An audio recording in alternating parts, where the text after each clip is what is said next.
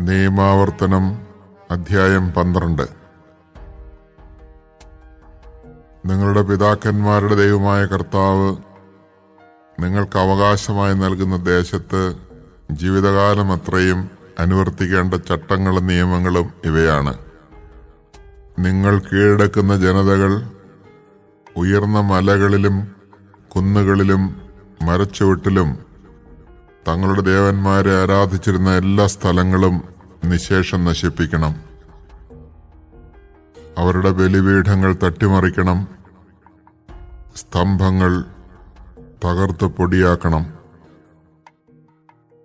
അക്ഷേര ദേവതയുടെ ചിഹ്നങ്ങൾ ദഹിപ്പിക്കണം. അവരുടെ ദേവന്മാരുടെ കൊത്തുവിഗ്രഹങ്ങൾ വെട്ടിമുറിച്ച് ആ സ്ഥലങ്ങളിൽ നിന്ന് അവരുടെ നാമം നിർമ്മാർജ്ജനം ചെയ്യണം. നിങ്ങളുടെ ദൈവമായ കർത്താവിനെ ആരാധിക്കുന്നതിൽ നിങ്ങൾ അവരെ അനുകരിക്കരുത്. നിങ്ങളുടെ ദൈവമായ കർത്താവ് തന്റെ നാമം സ്ഥാപിക്കാനും തനിക്ക് വസിക്കാനുമായി നിങ്ങളുടെ സകല ഗോത്രങ്ങളിൽ നിന്ന് തിരഞ്ഞെടുക്കുന്ന സ്ഥലമേതെന്ന് അന്വേഷിച്ച് നിങ്ങൾ അവിടേക്ക് പോകണം. നിങ്ങളുടെ ദഹനബലികളും മറ്റു ബലികളും ദശാംശങ്ങളും നീരാജനങ്ങളും നേർച്ചകളും സ്വാഭീഷ്ട കാഴ്ചകളും ആടുമാടുകളുടെ കടിഞ്ഞൂൽ ഫലങ്ങളും അവിടെ കൊണ്ടുവരണം.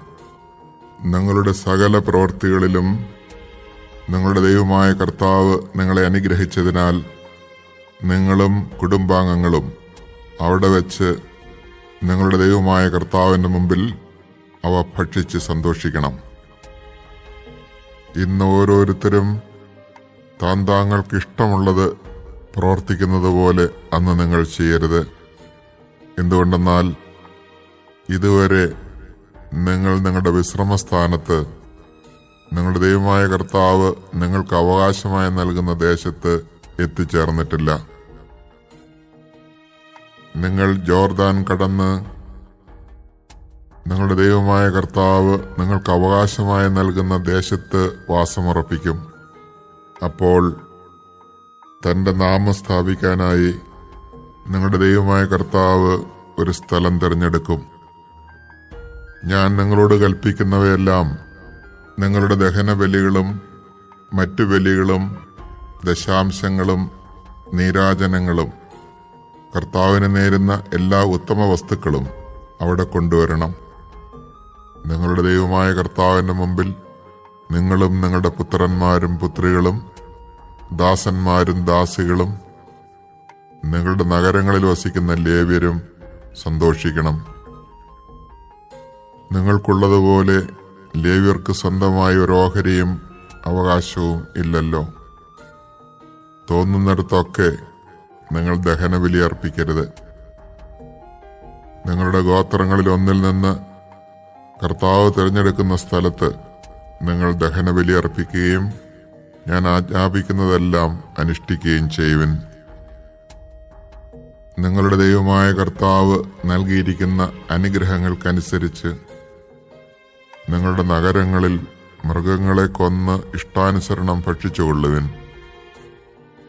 കലമാനിനെയും പുള്ളിമാനിനെയും എന്ന പോലെ ശുദ്ധർക്കും അശുദ്ധർക്കും അത് ഭക്ഷിക്കാം. രക്തം മാത്രം ഭക്ഷിക്കരുത്. അത് വെള്ളം കണക്കെ നിലത്തൊഴിച്ചു കളയണം.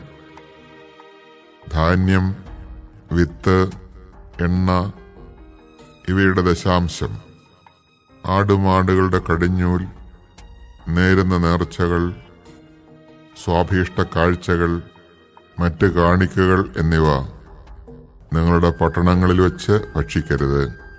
എന്നാൽ നിങ്ങളുടെ ദൈവമായ കർത്താവ് തിരഞ്ഞെടുക്കുന്ന സ്ഥലത്ത് അവിടുത്തെ സന്നിധിയിൽ വെച്ച് അവ നിങ്ങളും നിങ്ങളുടെ പുത്രന്മാരും പുത്രികളും ദാസന്മാരും ദാസികളും നിങ്ങളുടെ നഗരങ്ങളിൽ വസിക്കുന്ന ലേവ്യരും ഭക്ഷിക്കണം.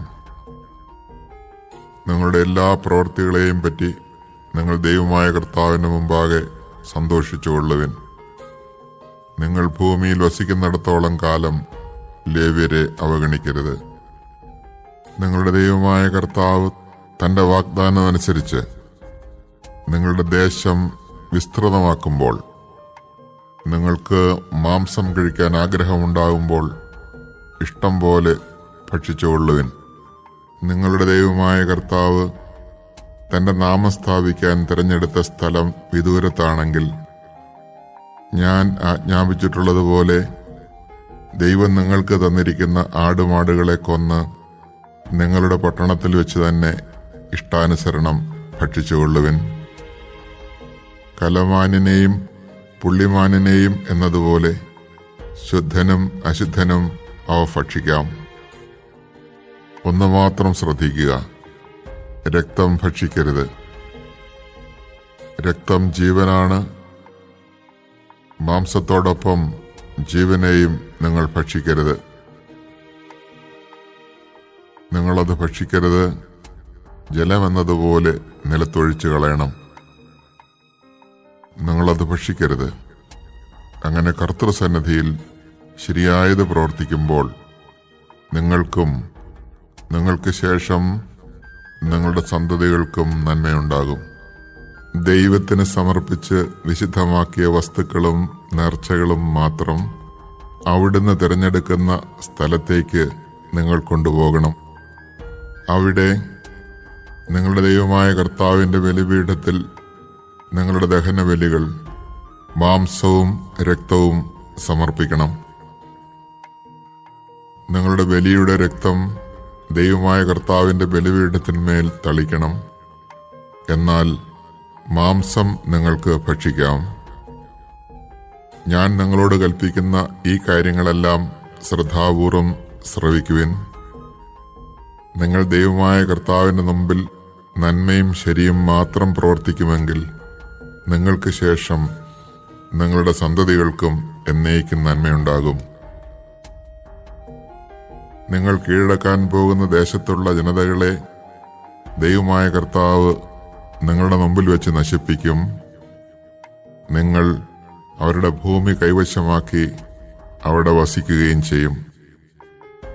അവർ നശിച്ചു കഴിയുമ്പോൾ അവരെ അനുകരിച്ച് വഞ്ചിതരാകാതിരിക്കാൻ പ്രത്യേകം ശ്രദ്ധിക്കണം.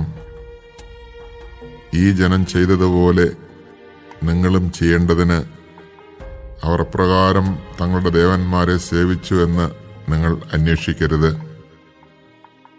നിങ്ങളുടെ ദൈവമായ കർത്താവിനെ ആരാധിക്കുന്നതിൽ നിങ്ങൾ അവരെ അനുകരിക്കരുത്. കർത്താവ് വെറുക്കുന്ന സകല മ്ലേച്ഛതകളും അവർ തങ്ങളുടെ ദേവന്മാർക്ക് വേണ്ടി ചെയ്തു. ദേവന്മാർക്ക് വേണ്ടി അവർ തങ്ങളുടെ പുത്രന്മാരെയും പുത്രികളെയും പോലും തീയിൽ ദഹിപ്പിച്ചു. ഞാൻ നിങ്ങളോട് കൽപ്പിക്കുന്ന കാര്യങ്ങളിലെല്ലാം നിങ്ങൾ ശ്രദ്ധാലുക്കളായിരിക്കണം. ഒന്നും കൂട്ടുകയോ കുറയ്ക്കുകയോ ചെയ്യരുത്.